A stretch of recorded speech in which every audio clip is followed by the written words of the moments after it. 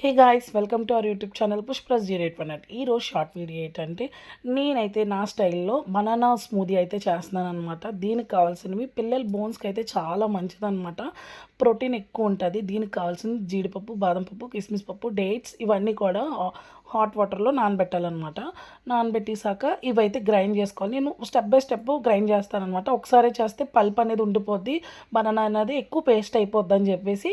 So ఈ dry fruits బాగా paste అయ్యి హాట్ వాటర్ కూడా మనం వేస్ట్ చేయవసరం లేదు. అవి కూడా వేసేసుకొని బాగా గ్రైండ్ చేయాలి. తర్వాత బనానాస్ వేయాలి, తర్వాత మిల్క్ వేయాలి స్టెప్ బై స్టెప్, తర్వాత హనీ వేయాలి. ఫుల్ మిక్సీ కొట్టాక అందులో కొద్దిగా బూస్ట్ కూడా యాడ్ చేసుకొని బాగా గ్రైండ్ చేసుకున్నాక తీసి నీట్గా ఫ్రిడ్జ్లో పెట్టేసుకోవడమే. చాలా ఈజీ. నేను పిల్లలు తాగే ముందు, మా వారు బాబు తాగే ముందు నేనైతే ఐస్ క్యూబ్స్ వేసి అప్పుడు ఇచ్చాను అనమాట. బూస్ట్ అయితే పైన వేసి గార్నిష్కి వేసాను. చాలా బాగుంది. మా గణేష్ అస్సలు డ్రై ఫ్రూట్స్ తింటూ ఈ షేక్ అయితే చాలా బాగుంది మమ్మీ అని చెప్పి చాలా బాగా హ్యాపీ అయ్యాడు. బాయ్.